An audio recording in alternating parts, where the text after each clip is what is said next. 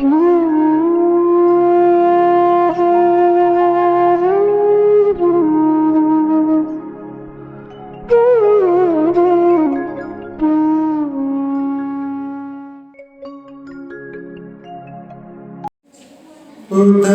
चंदन तंडुल पुष्प कैश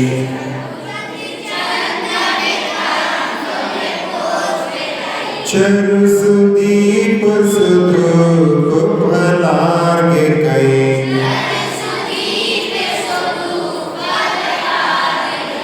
धवल मंगल गान रवा कुले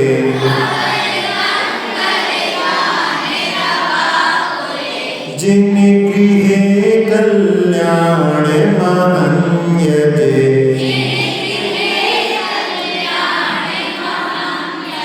ओम ह्रीं भगवतो गर्भ जन्म तप ज्ञान निर्वाण पंच कल्याण के व्योर्घम निर्वपामीति उदक चंदन तंडुल पुष्प कैस चरु सुदीप सुधूप फलार्घ कैस चर नहीं है, चरु है, चरु चरु सुदीप सुधूप फलार्घ कैस नहीं बोल नहीं रहे, सुधूप फल एक साथ बनेगा ना, सुधूप और फिर फल पूरा ऐसे अलग से चरु सुदीप सुधूप फलार्घ कैस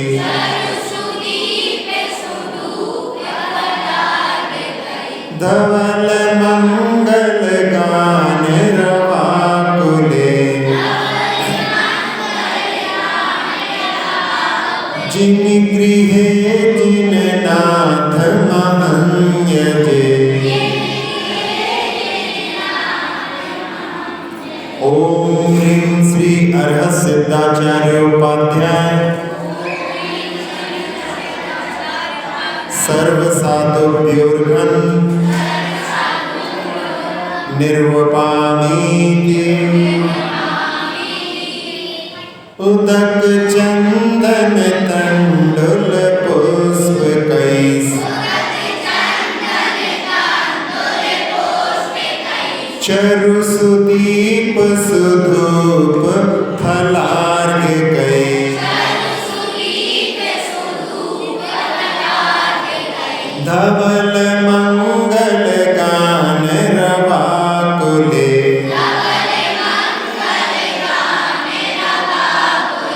जिन गृहे जिन नाम यजामहे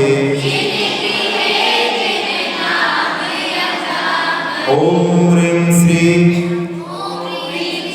भगवत जिन अष्टोत्तर सहस्रनामेभ्योर्घम निर्वपामीति उदक चंदन तंडुल पुष्प कैश चरु सुदीप सुधूप फलार्घ कैस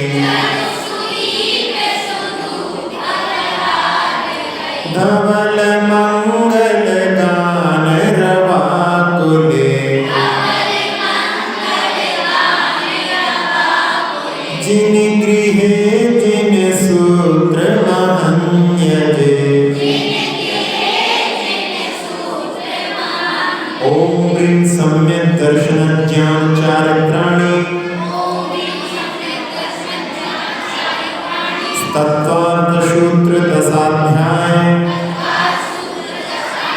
अर्घन निरूपामीति अब पूजा प्रतिज्ञा पाठ कर लेते हैं श्रीमज्जिनेन्द्रमभिवन्द्य जगत्त्रयीशम्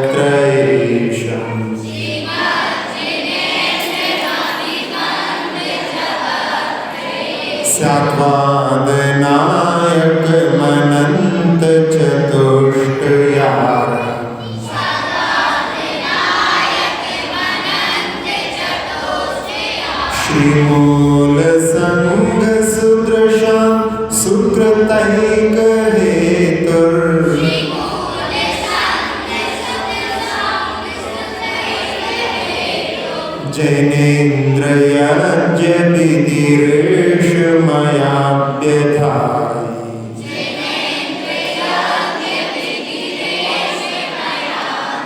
स्वस्ति त्रैलोक गुरुवे जिन पुंगवाय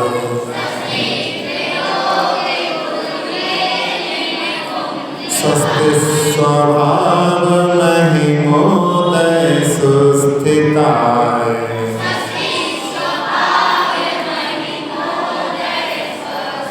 स्वस्ति प्रकाश सहजोर्जित त्रन्मयाय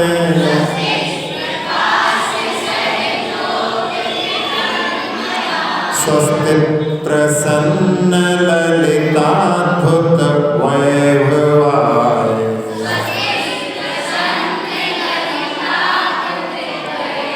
स्वस्ति क्षलद्विमल बोध सुधा प्लवाय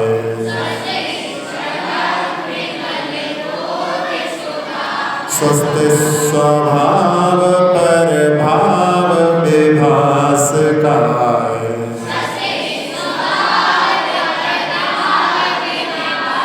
स्वस्ति त्रैलोक विततैक चिदुद्गमाय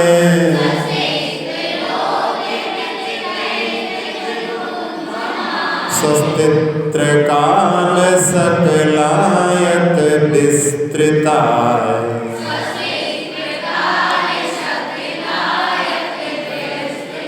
द्रव्यस्य शुद्धिमधिगम्य यथानुरूपम्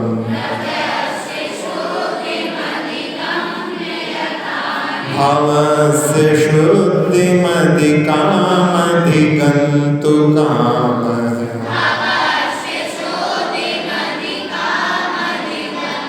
आलम्बनानि विविधान्यवलम्ब्य वल्गन्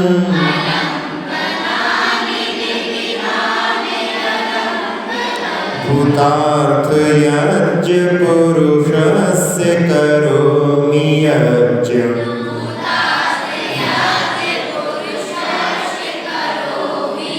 अर्हन् पुराण पुरुषोत्तम पावनानि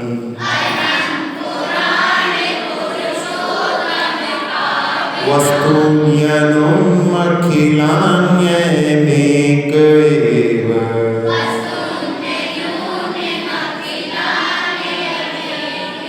अस्मिन् जलद्विमल केवल बौद्धवन्नौ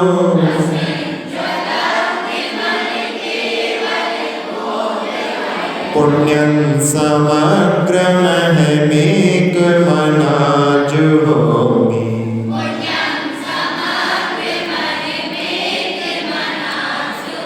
ओम विधियज्ञ प्रतिज्ञानाय जिन प्रतिमाग्रे पुष्पांजलिं क्षिपामि।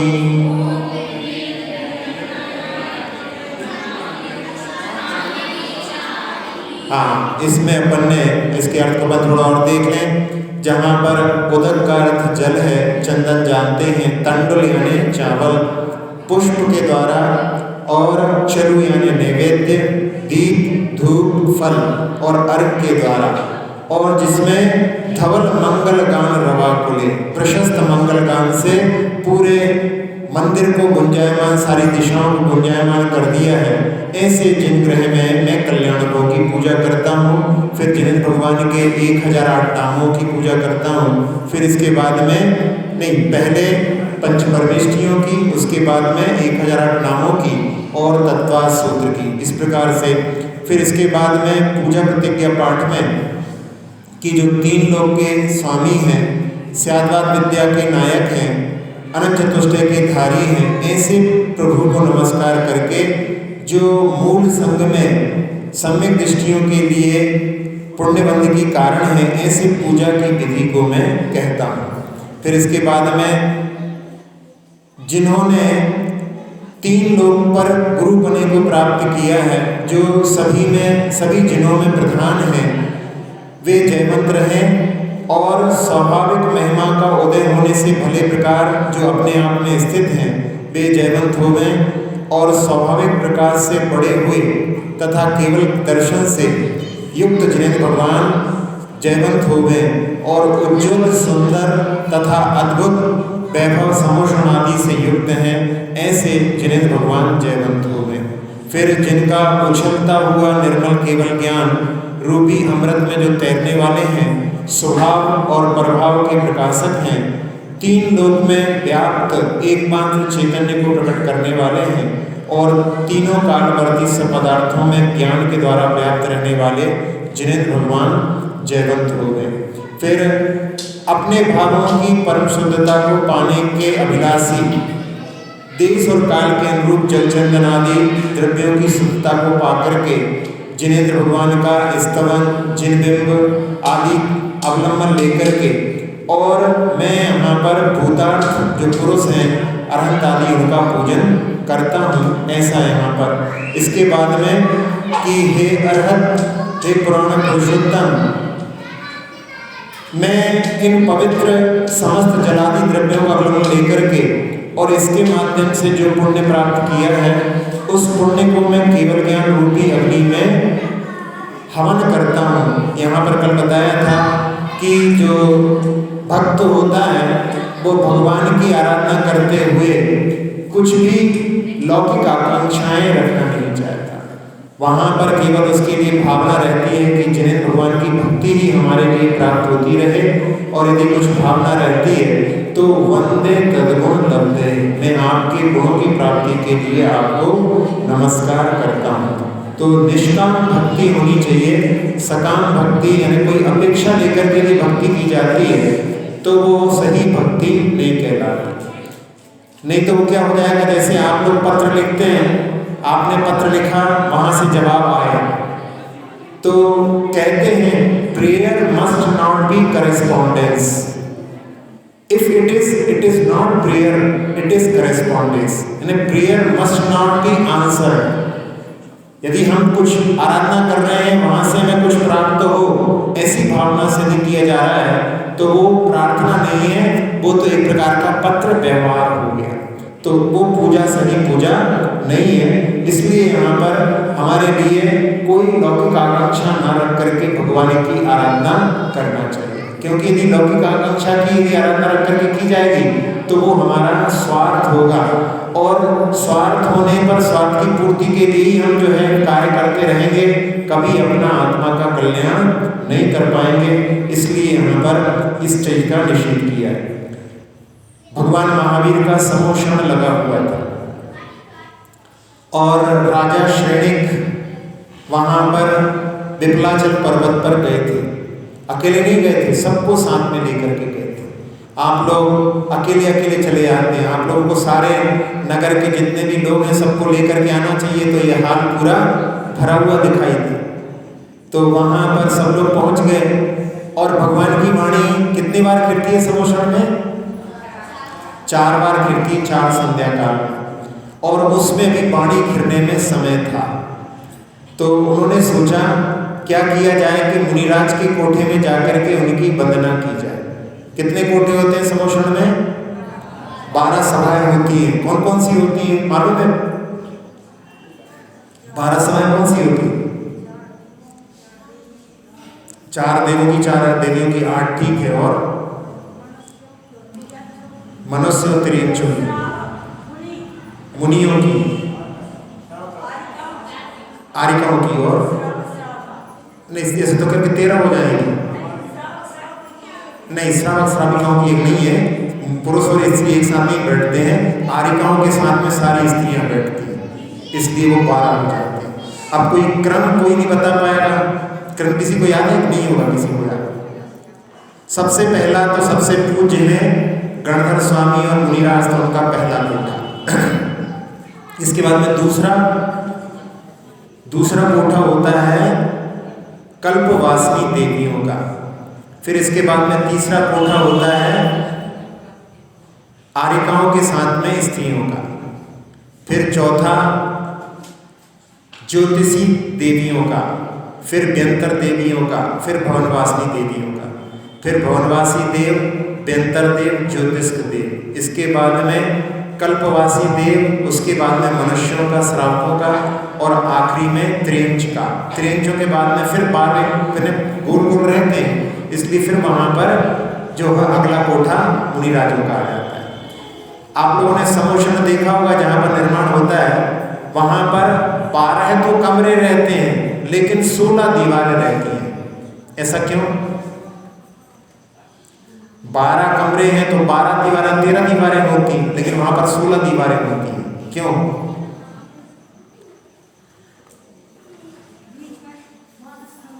हाँ, बीच में मानस्तंभ जो है जहाँ पर, वहाँ पर 4 रास्ते होते हैं।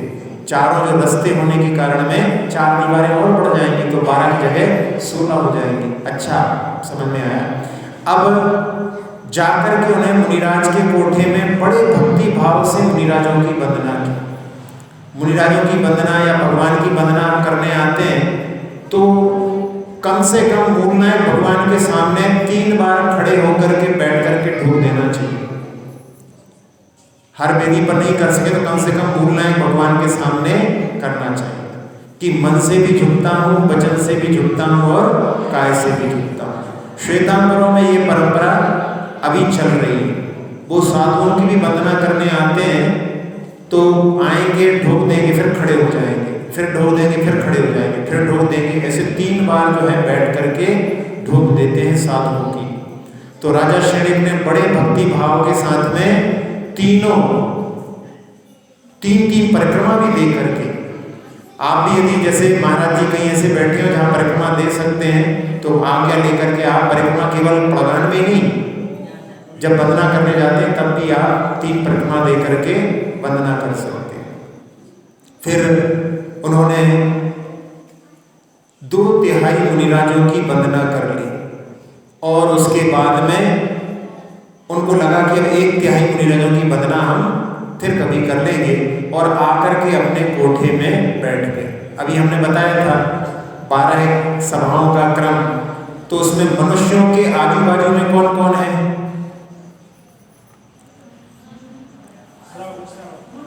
नहीं, मनुष्यों का जो श्रावक का कोठा है उसके एक तरफ के कोठे में और एक तरफ, दोनों तरफ के कोठे में कौन कौन है?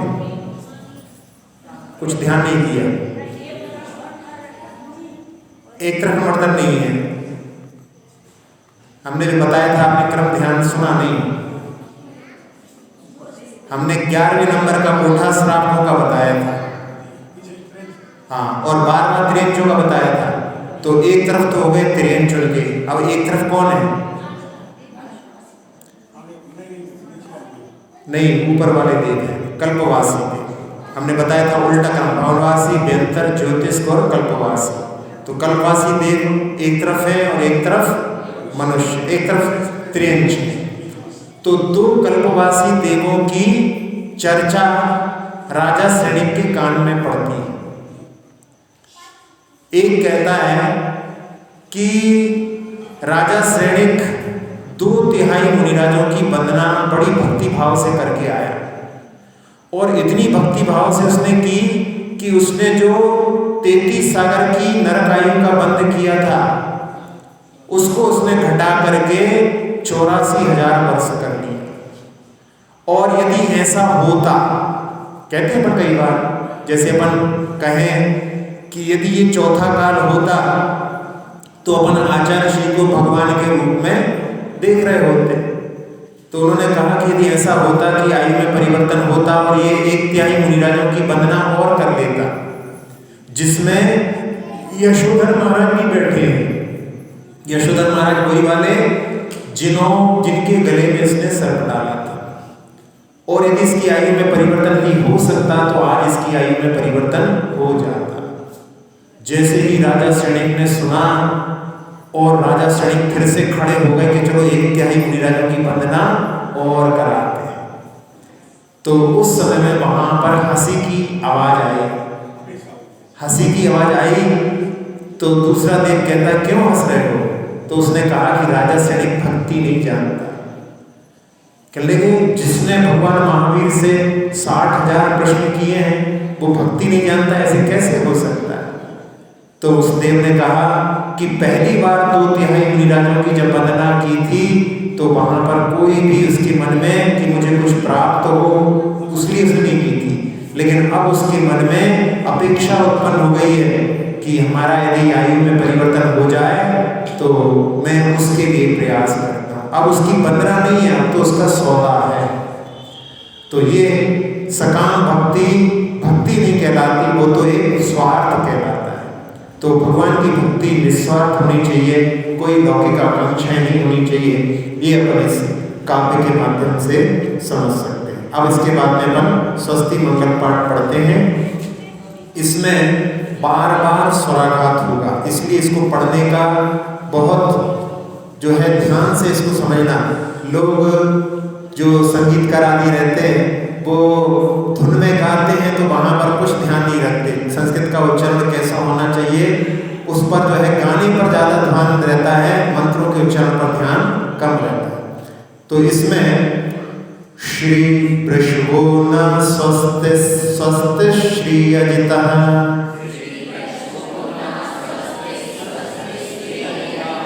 आपने पकड़ तो लिया है।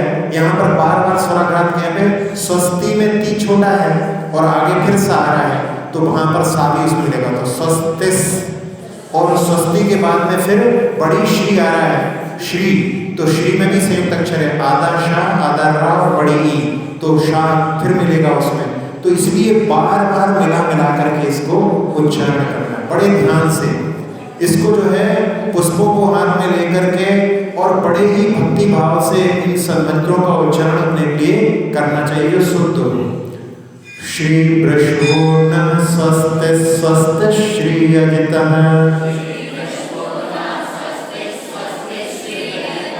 श्री संभवः स्वस्ति स्वस्ति श्री अभिनंदनः, श्री सुमतिः स्वस्ति स्वस्ति श्री पद्मप्रभः।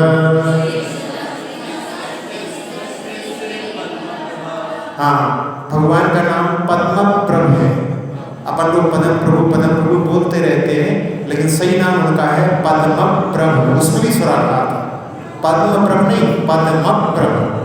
तो यहाँ पर भी अपने को उच्चारण, और सुमति का जो विसर्ग है, विसर्ग का उच्चारण कैसा होता है, श्वास को छोड़ देना, वहां पर थोड़ा सा स्टॉप लेना। जैसे इसमें श्री सुमते स्वस्ति स्वस्ति श्री पद्मप्रभः,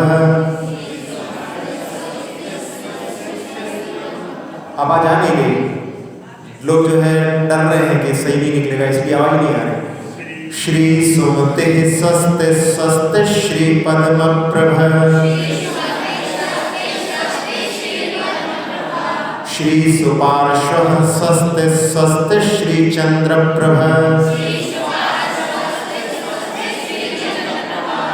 चंद्रप्रभ भी जो है नाम इसमें ही स्वराघात होता है, चंद्रप्रभ को चंद्रप्रभ ऐसा। श्री सुपार्श्वः स्वस्ति स्वस्ति श्री चंद्रप्रभः। हाँ, सुपार्श्वः तो वहां पर विसर्ग है, वहां पर अपने को श्वास को छोड़ देना है, थोड़ा सा पॉज, कॉमा जैसा पॉज लेना है, यानी थोड़ी देर रुकना है, उसके बाद में फिर अगला। श्री सुपार्श्वः स्वस्ति स्वस्ति श्री चंद्रप्रभः। जल्दी नहीं, जल्दी पढ़ेंगे आप तो फिर विसर्ग आदि का जो है वहां पर से उच्चारण नहीं हो पाएगा। श्री पुष्पदन्तः स्वस्ति स्वस्ति श्री शीतलः, श्री श्याम स्वस्ति स्वस्ति श्री वासुपूज्यः, श्री बिमलः स्वस्ति स्वस्ति श्री अनन्तः, श्री धर्मः स्वस्ति स्वस्ति श्री शांतिः। हाँ, शांति ही, शांति तो शांति से मर गया, शांति ही यानी उसमें श्वास को छोड़ देना। श्री कुंथुः स्वस्ति स्वस्ति श्री अरनाथः,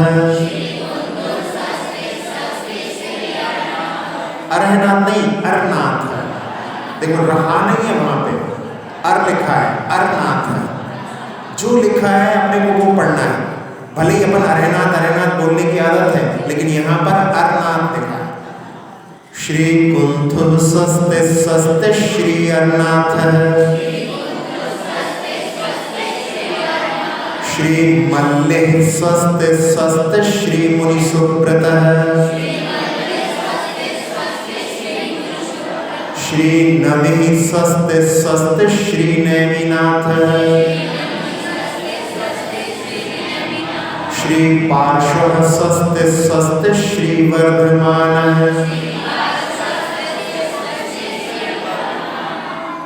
पुष्पांजलि क्षिपेत्। तो इस प्रकार से 2400 तीर्थंकर हमारे लिए मंगल स्वरूप हो, ऐसी भावना से यहाँ पर पुष्प का क्षेपण करते हैं। हमने एक बार पहले भी बताया था आपको कि संस्कृत के उच्चारण में अपने मस्तिष्क के दोनों भागों का जो एक्सरसाइज हो जाती है। यदि अपन अक्षरों का जहाँ से उच्चारण हो रहा है उनका ध्यान में रखते हुए विसर्ग आदि सबका ध्यान रखेंगे तो अपने लिए स्वास्थ्य लाभ भी अपने आप प्राप्त हो जाएगा। अब अपन चलते हैं परमर्षि स्वस्ति मंगल पाठ की ओर। नित्या प्रकंपाद भूत केवलौघा स्फुरन् मनः पर्यय शुद्ध बोधा दिव्या वदिज्ञान बल प्रबोधा। वधि में धी छोटा है, आगे ज्ञान आ रहा है तो उसका जा इसमें मिलेगा। दिव्या वदिज्ञान बल प्रबोधा स्वस्ति क्रिया शुभ परमर्शयो नः। हाँ, क्रिया शुभ नहीं है, क्रिया शुभ श्वास को छोड़ना है वहां पे। और स्वस्तिक, स्वस्ति नहीं, स्वस्तिक, स्वस्ति में क्रिया का जुड़ेगा। स्वस्तिक क्रिया शुभ परमर्शयो नः। मतलब अच्छे से पढ़ना है, उच्चारण जल्दी जल्दी नहीं भगाना है। नित्या प्रकंपाद भूत केवलौघा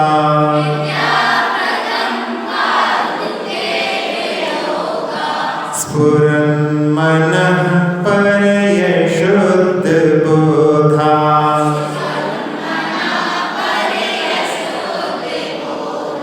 दिव्या वदिज्ञान बल प्रबोधा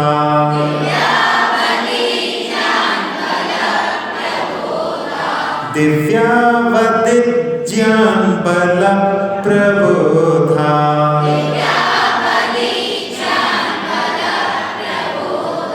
स्वस्ति क्रियासु परमर्शयो नः।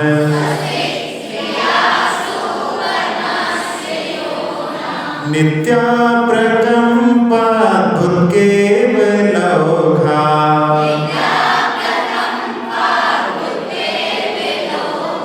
स्फुरन् मनः पर्यय शुद्ध बोधा दिव्या वदिज्ञान बल प्रबोधा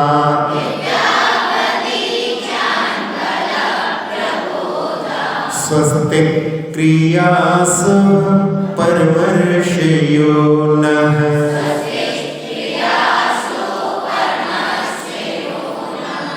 इसमें नित्य यानी एक बार उत्पन्न हो जाता है केवल ज्ञान तो कभी भी नष्ट नहीं होता, अविनाशी है। और अप्रकंपाद जो कभी भी चलायमान नहीं होता, अचल होता है और अद्भुत होता है क्योंकि उसमें सब कुछ झलकता है, ऐसा केवल ज्ञान। तो केवल ज्ञान के धारक मुनिराज जो केवल ज्ञानी होते हैं वो 64 वृत्तियों के धारी होते हैं और गणधर परमेष्ठी 63 वृत्तियों के धारी होते हैं। तो उनके पास केवल ज्ञान नहीं होता, बाकी सब उनके पास होता है। तो जो केवली होते हैं वो सारी वृत्तियों के धारी होते हैं। तो ऐसे केवल ज्ञान के धारी, केवल ज्ञान के लिए उपमा क्या दी जाती है? समुद्र की उपमा। समुद्र में जैसे सारी नदियां अपने आप आकर के मिल जाती हैं, ऐसे ही केवल ज्ञान रूपी समुद्र में सभी पदार्थों की पर्यायों की नदियां अपने आप आकर के उसमें समा जाती हैं। ऐसा अद्भुत केवल ज्ञान होता है। फिर इसके बाद में स्फुरन मनः पर्यय शुद्ध बोधा, जो देदीप्यमान मनः पर्यय ज्ञान रूप शुद्ध ज्ञान वाले हैं। मनः पर्यय ज्ञान यानी दूसरे के मन की बात को भी जानने वाले मुनिराज होते हैं। केवल क्योंकि मनः पर्यय ज्ञान केवल रिद्धिधारी मुनिराजों को ही होता है। तो ऐसा मनः पर्यय ज्ञान के उदाहरण के रूप में अपन देखें तो अभी हमने राजा श्रेणिक की बात बताई थी। राजा श्रेणिक ने रात्रि के समय, ठंड का समय था और चेलना रानी का हाथ रजाई के बाहर अकड़ गया। हाथ अकेला बाहर था, ठंड लगी तो अकड़ गया और उसने उसको अंदर करते हुए कि वो कैसे सहन करते होंगे। तो राजा श्रेणिक के कानों में आवाज आई तो उसने कहा कौन सहन करते होंगे, कि मुनिराज कैसे ठंड में सहन करते होंगे, हमारा तो हाथ बाहर रह जाता है तो हाथ अकड़ जाता है। तो राजा श्रेणिक कहते हैं कुछ नहीं, गुफाओं में घुस करके वहां पर जो है अपनी ठंड को दूर कर लेते होंगे, बाहर थोड़ी ना रहते होंगे। नहीं, कुछ ऐसे मुनिराज भी होते हैं जो नदी के किनारे, पर्वत पर ऐसे जो है वहां पर ध्यान लगा करके बैठते हैं। कहले नहीं, एक मुनिराज के गले में मैं सांप डाल करके आया हूँ, वो तो छोड़ करके कहीं पर गुफा में घुस करके अपनी ठंड को दूर कर रहे होंगे। और जैसे ही उसने बोला तो राजा श्रेणिक की बात को सुनकर के चेलना की बिल्कुल एकदम जैसे कि टंक मार दिया हो बिच्छू ने, और एकदम उठ करके क्या कह रहे हो आपने क्या किया? मुनिराज के गले में सर्प डाल दिया, वो वहीं पर बैठे होंगे जहां पर उनके ऊपर आप अवसर करके आए हो, शीघ्र चलो। और सब तैयार होकर के वहां पहुंचते हैं, देखते हैं तो मुनिराज वहां पर, और उस सर्प के जो कि मरा हुआ था उसके खून के कारण में बहुत सारी चींटियां मुनिराज के शरीर को डस चुकी थी, यानी पूरे शरीर को वहां पर छलनी जैसा कर चुकी थी। और वहां पर उपचार आदि के माध्यम से जैसे भी बना, वहां से सर्प को दूर किया, चींटियों को दूर किया। और उसके बाद में चेलना वहां पर हर्ष भी हो रहा था लेकिन दुख भी हो रहा था कि इतना अवसर हुआ, हर्ष है कि उनका अवसर दूर हो गया। और इतने में ही सूर्य की किरणें वहां पर प्रस्फुटित हुई, भोर हुई, और मुनिराज ने अपने ध्यान को तोड़ा। रानी चेलना मुनिराज के चरणों में नमोस्तु करने के लिए आगे बढ़ी और अपने पति से भी बोलती है आप भी आओ ना, आप भी करो नमोस्तु। तो वो लज्जित होकर के ग्लानि के साथ में वो भी चरणों में झुकता है। और उधर महाराज जी कहते हैं उभयोर धर्म वृद्धि रस्तु, दोनों के लिए धर्म वृद्धि। राजा श्रेणिक नमोस्तु करके बैठ जाते, लेकिन मन में सोचते हैं कि यदि ऐसा अपराध मेरे राज्य में कोई करता तो मैं उसके प्राण हर लेता। यहाँ तो महाराज की समता, महाराज का जो स्वरूप है परम वितरागी कि शत्रु और मित्र पर समान भाव रखे हुए। और उस समय राजा श्रेणिक मन में सोचते हैं कि मुझे अपने प्राण का हरण करना चाहिए, दंड तो सबके लिए बराबर होना चाहिए। और वो अभी मन में ही सोच रहे हैं, अपने हाथ को उठाना चाहते हैं, इतने में ही मुनिराज कहते हैं यशोधर महाराज कि राजन और भी बहुत से तरीके हैं प्रायश्चित के, अपने प्राणों का बलिदान देना अच्छा है। सुनकर के दंग रह जाता है कि मेरे मन की बात भी ये जानते हैं। तो ऐसे जो है मनः पर्यय ज्ञानी होते हैं। एक और उदाहरण आता है कि एक राजा अपने राज्य पुरोहित के साथ में सरोवर पर स्नान करने के लिए जब जाने लगे तो उन्होंने अपनी अंगूठी पुरोहित को दे दी, और पुरोहित ने राजा की अंगूठी अपनी उंगली में डाली। और राजा की मोटी मोटी उंगलियां थी, पुरोहित की पतली उंगलियां थी, तो वो ढीली ढीली थी और वो हाथ से खिसक गई। और वहां पर सरोवर में कमल आदि खिले हुए थे, संध्या का समय था, देखी कहीं नहीं मिली। अब परेशान कि राजा की अंगूठी खो गई है। राजा क्रोधित हो सकते हैं, दंड दे सकते हैं। घर पर बड़ा अस्त व्यस्त इधर उधर भ्रमण कर रहा, परेशान। पति ने पूछा क्या हो गया? कहने वो अंगूठी गिर गई है, राजा की मिल नहीं रही है। और उस पर राजा की राज्य मुद्रा अंकित है, कोई गलत उपयोग कर सकता है उसका। तो पत्नी कहती है कि हमने सुना है कि जैनियों के महाराज आए हैं, बड़े ज्ञानी हैं, सब कुछ बता देते हैं। वो विप्र था, वो कहता मैं उनके पास कैसे जा सकता हूँ, अपने थोड़ी ना है। तो कहने हमने तो बताया कि आपको यदि सब सुनना हो समझना हो तो चले जाओ, नहीं जाना हो तो मत जाओ। परेशान तो था ही, थोड़ी देर में पहुंच गया वहाँ पर पहुंचा तो महाराज जी के पास में कुछ लोग बैठे हुए थे। अब कैसे जाऊँ उनके पास में, वो जो है बाहर भ्रमण करता है, मन में सोचता है ये लोग कब उठेंगे। जैसे आचार्य जी के पास में कोई बैठा हो और बाहर में जो दर्शन करने वाले न जाने कब ये लोग निकलेंगे, हम लोगों को दर्शन कब मिलेंगे, ऐसे वहाँ पे करते रहते हैं, ऐसे ही वहाँ पे हो रहा था। और उस समय जब वो लोग चले गए तो महाराज जी ने कहा सूर्य मित्र घबराओ नहीं, तुम्हारी राजा की अंगूठी सुरक्षित है, नाम भी जानते हैं मेरा और अंगूठी भी सुरक्षित बता रहे हैं। जाकर के चरणों में लोटपोट हो गया, कहाँ है महाराज, कहाँ है बताओ, अभी मत जाके देखना वो क्या हुआ कि तुम्हारे हाथ से गिरी, कमल खिला हुआ था, कमल में गिर गई और शाम हो रही थी तो कमल बंद हो गया। अब तुम जा करके एक एक कमल खोल करके देखो कि कौन से कमल में बंद है, ऐसा मत करना। सुबह सूर्योदय होगा, कमल खिलेंगे और वो अंगूठी तुम वहां पर ले लेना। इतना सब कुछ जानते हैं, यानी मन की बात भी जानते हैं। और ऐसा यदि मेरे पास में विद्या जाए तो मैं तो पूरे दुनिया को अपने बस में करूँ। ऐसे भावों के उसमें मतलब उस की कथा तो ठीक है, लेकिन मन प्रज्ञान की बात हम बता रहे हैं कि दूसरे की मन की बात को भी जो जानने वाले होते हैं वो मन प्रज्ञानी मुनिराज। और दिव्य अवधि ज्ञान के बल से जो सब कुछ जानते हैं, जहाँ तक उसकी सीमा रहती है, वो भी महर्षि हमारा कल्याण करें, ऐसी भावना इस पहले काल में। तो अवधि ज्ञान के तो कई उदाहरण आते हैं। अवधि ज्ञान आज ही हमने सुनाया था आदिनाथ भगवान के जीवन के बारे में कि आदिनाथ भगवान का जीव जब पहले दूसरे स्वर्ग में श्रीधर नाम का देव था, तब वहाँ पर जो पहले स्वर्ग के जो देव रहते हैं वो पहले नरक तक देख सकते हैं। यानी उनके पास में जो अवधि ज्ञान होता है वो पहले नरक तक दिखाई देता है, यानी पहले नरक की सारी बातें उनको स्पष्ट दिखाई देती हैं, उससे नीचे सब अंधेरा रहता है।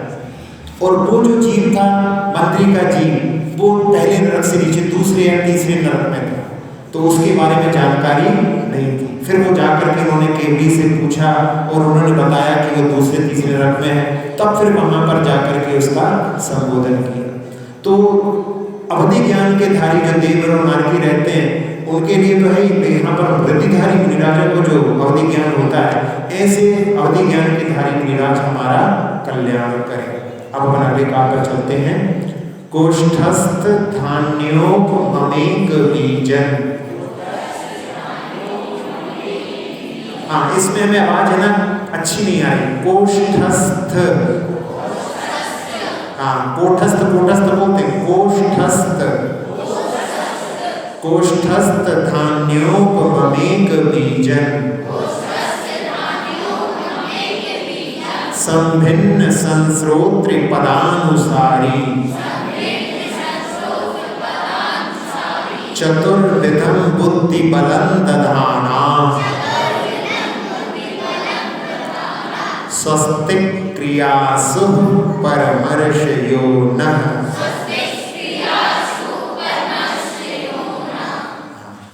कुष्ठस्थ धान्योपमेक बीजन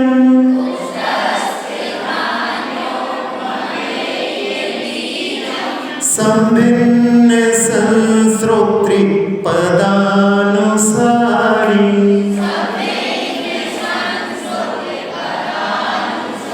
चतुर्विधं बुद्धि बलं दधाना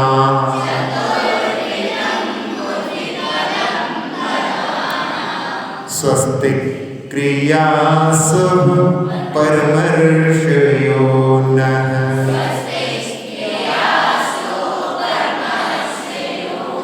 सु में जब विसर्ग करने वाली नहीं आ रही है, सु में विसर्ग है, श्वास को छोड़ना है, आपको लहरी बनाना है। स्वस्तिक क्रियासु परमर्षयो नः।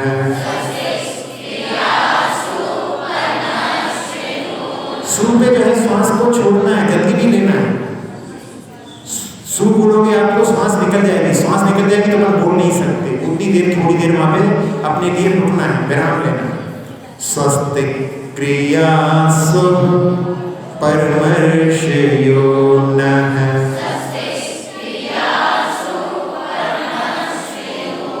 इतने सारे लोग एक भी गड़बड़ कर दे तो वो गड़बड़ सुनाई देता, कोई बात नहीं। ऐसे सामूहिक में कुछ लोगों का जो है छूट ही जाता है, कुछ लोगों का प्रकट भी हो जाता है। चलिए फिर से एक बार। कुष्ठस्थ धान्योपममेक बीजं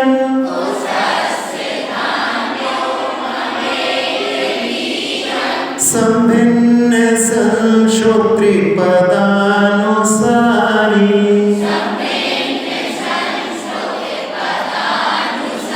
चतुर्विधं बुद्धिबलं दधानः।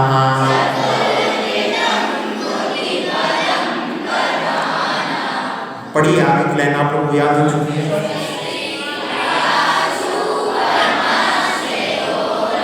अब हर लाइन में बार बार आएगी तो आप लोग पढ़ लिया करो, इसको बताने की जरूरत नहीं, हम तो सीख गए हैं। हाँ चलिए, इसमें बोल रहे हैं कोष्ठस्थ धान्यों, एक जो है कोष्ठ के समान, जैसे पहले भी बताया था कि कोठे में जैसे धान्य को रख दिया जाता है और कई दिनों के बाद में खोलते हैं तो बिल्कुल पैसा का पैसा निकलता है। आपके यहाँ भी सुना है रास्ते में वो टनल बनी हुई है, क्या नाम है उसका? अभी यहाँ आ रहे थे, गलत की तो रास्ते में पड़ी थी, इंडिया हाउस नहीं, क्या नाम है उसका? वो प्लास्टिक के जो बैग में रखे हैं सब गेहूं वगैरह, वहां पे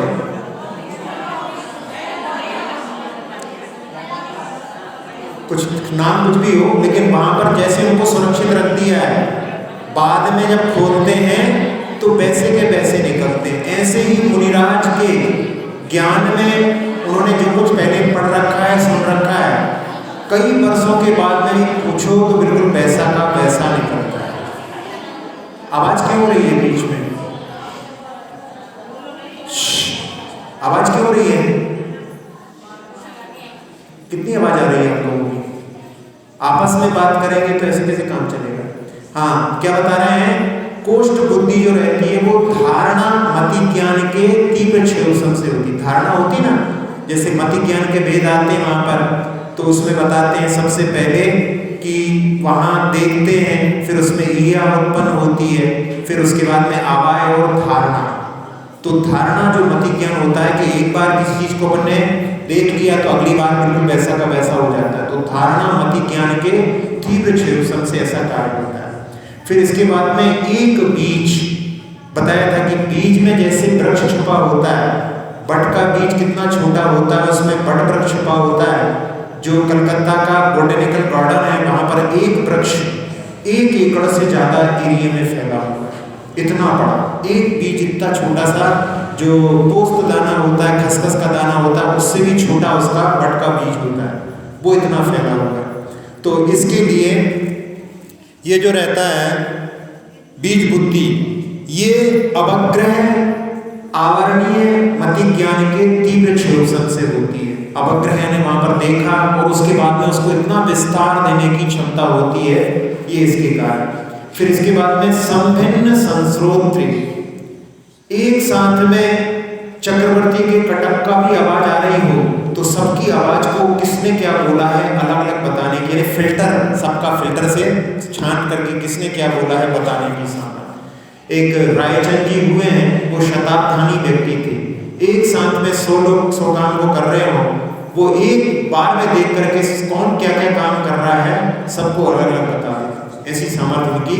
तो ये संभिन्न संस्रोत, इसके लिए बताया है कि जो बहुविध क्षेत्रादि जो ज्ञान होते हैं मति ज्ञान के भेदों में, उनके क्षयोपशम के माध्यम से ये रिद्धि प्राप्त होती है। फिर इसके बाद में पदानुसारी, पदानुसारी में एक पद कोई सा लेकर के शुरू किया तो आखिरी तक जाने की सामर्थ्य में रहती है। इसमें तीन भेद होते हैं।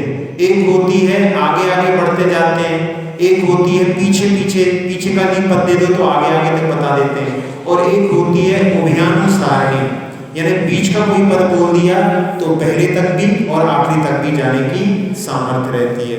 इसके लिए बताया है कि ये ईहा आवरणीय मति ज्ञान के तीव्र क्षेत्र से होती। ईहा मन में इच्छा उत्पन्न होती है कि इसके बाद क्या होगा, उसके जो तीव्र क्षेत्र होता है तो आगे का भी ज्ञान उनके लिए हो जाता है। इस प्रकार की ये चार प्रकार की बुद्धि रिद्धि कहलाती हैं, उनको धारण करने वाले ऋषिराज हमारा कल्याण करें, ऐसी भावना इसमें। संस्पर्शनं संश्रवणं चतुरा दास्वादन घ्राण विलोकनानि। हाँ, इसमें दास्वादन और घ्राण आ रहा है तो यहाँ पे सुराघात होगा।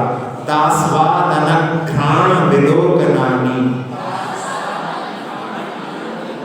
दिव्यान मति ज्ञान बलात् वहन्तः। हाँ, संस्पर्शनं संश्रवणं चतुरा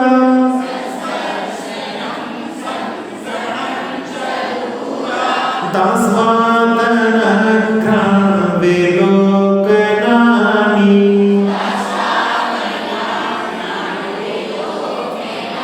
दिव्यान् मते ज्ञान बलात् वहन्तः।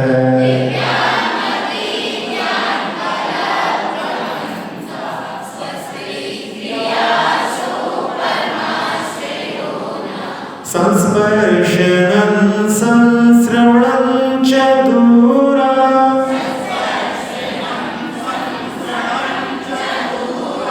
दास्वादन घ्राण विलोकनानि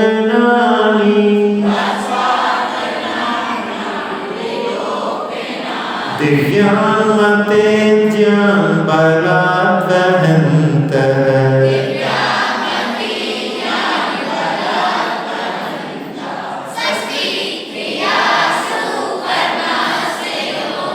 स्वस्ति बोलो तो बड़ो स्वस्तिक क्रियासु, स्वस्ति जल्दी में स्वस्तिक क्रियासु ऐसे निकलेगा, तीन बड़ा हो जाएगा। हाँ, इसमें दिव्य मति ज्ञान के बल से दूर से ही स्पर्श कर लेते हैं, गर्म है ठंडा है, बहुत दूर से ही उसकी स्पर्शन की सामर्थ्य रहती है। सुनना भी बहुत दूर दूर के शब्दों को भी सुना कर लेते हैं। आस्वादन दूर से ही उसके रस का जो है आस्वादन हो जाता है, और बहुत दूर की गंध भी उनको जो है सूंघने की सामर्थ्य रहती है, और बहुत दूर का भी देख लेते हैं। जैसे कि जो चक्रवर्ती होता है तो अपने महल के ऊपर से जाकर के सूर्यबिंब में भी जिनालयों को जिन बिंबों को देखने की सामर्थ्य जैसी होती है, ऐसे ही रिद्धिधारी मुनियों के पास में भी सामर्थ्य होती है। वो कई जो है असंख्यात योजन तक भी इन पांचों इंद्रियों के विषयों को जानने में समर्थ होते हैं। आज अपन ने इतना लिया है, अब थोड़ा सा अपन ध्यान करते हैं। आज अपन ने 24 भगवान का नाम जो इसमें लिया था, 24 भगवानों को जो कि ह्रीम में समाहित होते हैं। ह्रीम जो शब्द है वो 24 तीर्थंकरों का बीजाक्षर है, तो उनको अपन अपने हृदय पर ध्यान करने के लिए सब लोग ध्यान की मुद्रा में बैठ जाएं और एक बार उनका नाम करके अपने सारे मन के विकारों को दूर करके अपने लिए ध्यान की भूमिका को प्राप्त करें।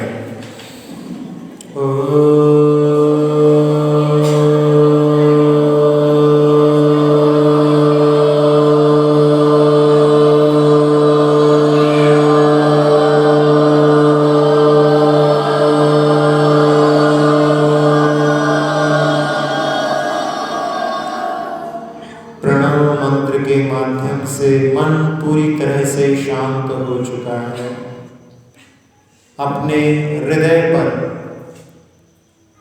ह्रीम को देखिए। ह्रीम हा हा के बीच में रा की रेफ लगी हुई है, ऊपर देवनागरी लिपि में लाइन होती है, बड़ी की मात्रा आधा चंद्रमा और उसके ऊपर बिंदी, ये है ह्रीम का स्वरूप। इस ह्रीम में जहाँ पर हा लिखा हुआ है वहाँ पर अपन 16 स्वर्णिम तीर्थंकरों की स्थापना करेंगे। सबसे ऊपर हा जहाँ से चालू हो रहा है, सबसे पहले आदिनाथ बड़े बाबा को स्वर्णिम रूप में वहाँ पर स्थापित करें। फिर अजितनाथ भगवान, संभवनाथ भगवान, अभिनंदननाथ भगवान, सुमतिनाथ भगवान, फिर शीतलनाथ भगवान, श्रेयांसनाथ भगवान, विमलनाथ भगवान, अनंतनाथ भगवान, धर्मनाथ भगवान, शांतिनाथ भगवान, कुंथुनाथ भगवान, अरनाथ भगवान, फिर मल्लीनाथ भगवान, नवीनाथ भगवान, ऐसे 15 तीर्थंकरों को अपन ने हा पर लिख लिया। और बीच में जो रेफ लगी हुई है हरा बनता है, जिससे उस रेफ पर अपने को महावीर भगवान को स्वर्णिम रूप में स्थापित करना है। अपने हृदय पर देखिए, ह्रीम के बीच में हरा पर 16 स्वर्णिम तीर्थंकर स्थापित हैं। पूरा सोने जैसा चमक रहा है हरा। अब देवनागरी लिपि में ऊपर लाइन खींची जाती है, उस पर 2 लाल तीर्थंकर, एक पद्मप्र भगवान और दूसरे वासुपूज्य भगवान। 2 लाल तीर्थंकरों को ऊपर की लाइन पर, अब बड़ी की मात्रा इस पर 2 हरे तीर्थंकरों को, एक सुपार्श्वनाथ भगवान और पार्श्वनाथ भगवान। इसके बाद में अर्धचंद्र में 2 सफेद तीर्थंकर, चंदप्र भगवान और पुष्पदंत भगवान। और उसके ऊपर जो बिंदी है उसमें 2 श्यामल तीर्थंकर, मुनिसुब्रतनाथ भगवान और नैमिनाथ भगवान। देखें, 5 रंग के तीर्थंकरों को हरा पर 16 स्वर्णिम तीर्थंकर, ऊपर की लाइन में 2 लाल तीर्थंकर, बड़ी की मात्रा पर 2 हरे तीर्थंकर, अर्धचंद्र पर 2 सफेद तीर्थंकर और बिंदी में 2 श्यामल तीर्थंकर। 2400 तीर्थंकर ह्रीम में समाहित होते हैं। उनकी ऊर्जा को उनके 5 कल्याणक क्षेत्रों से आह्वान करने के लिए हम ह्रीम का नाद करेंगे। उनके जन्म कल्याणक, गर्भ कल्याणक आदि जहाँ जहाँ हुए हैं, जहाँ उन्होंने तप लिया, जहाँ से उन्होंने निर्वाण प्राप्त किया, उन सभी क्षेत्रों की पवित्र ऊर्जा का आह्वान ह्रीम के माध्यम से सभी लोग एक साथ में मिलकर के करेंगे। ह्रीम।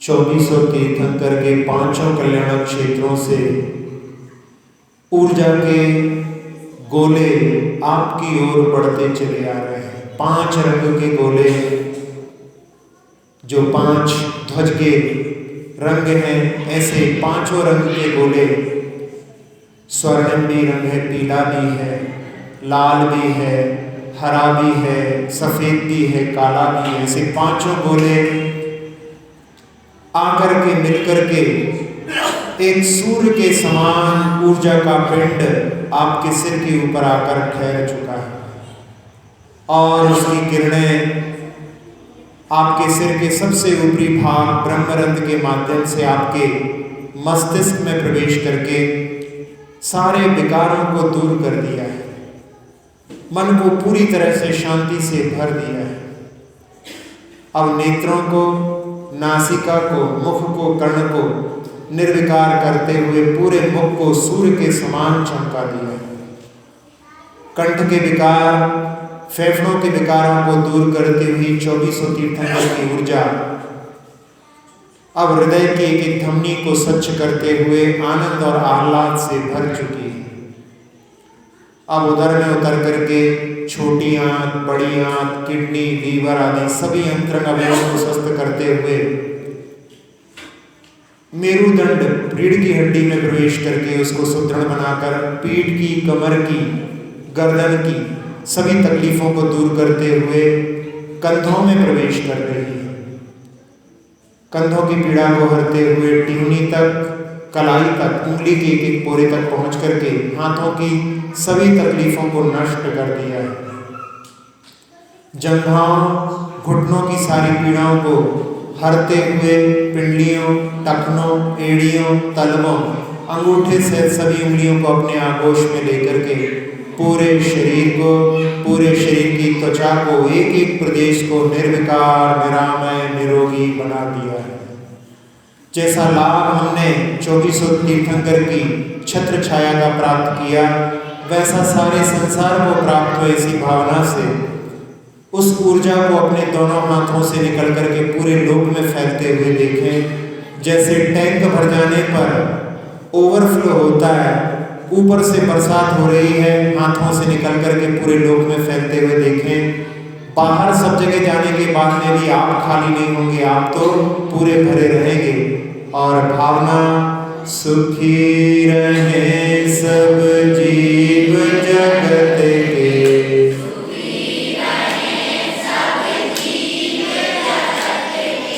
कोई कभी ना घबरावे,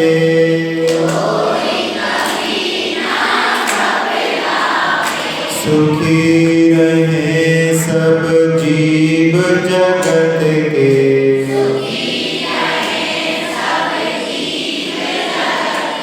कोई कभी ना घबरावे,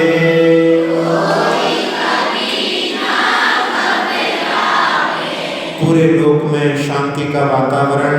पुनः अपने हृदय पर प्रेम को देखें। हरा पर 16 स्वर्णिम तीर्थंकर, ऊपर 2 लाल तीर्थंकर, बड़ी की मात्रा पर 2 हरे तीर्थंकर, अर्धचंद्र पर 2 सफेद तीर्थंकर और बिंदी में 2 श्यामल तीर्थंकर। ह्रीम को देखते हुए यही विराम लेते हैं। अक्षर पद मात्रा से दूषित वचन अगर कहीं रहे और प्रमाद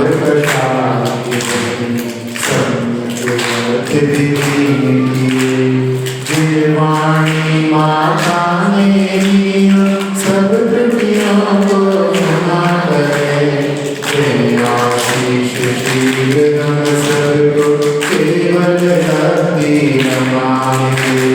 प्राप्त हमें हो बोधि समाधि, परिणामों की शुद्धि हो, उपकार हमको शाश्वत सुख की सिद्धि हो। चिंतित वसुधारी माता, चिंतामणि उपमाधारी, करो वंदना पूर्ण विनय से, शरण रखो मैं ये पापी। कर जिन वाणी स्तुति, तन की ममता महामंत्र का जाप, सभी